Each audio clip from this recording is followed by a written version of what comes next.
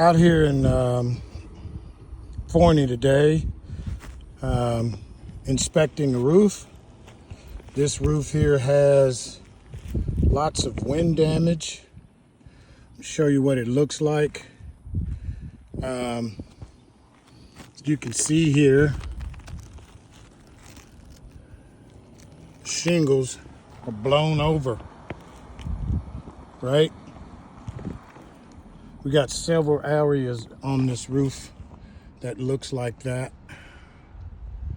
the homeowner's not wanting a total roof replacement, but he could get one. However, we're just going to replace shingles for him. As you can see here, we got lots of wind damage up here on this roof. Several areas.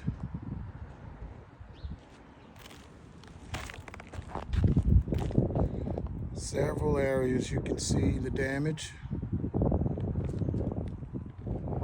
We're gonna patch this up for him and take care of him.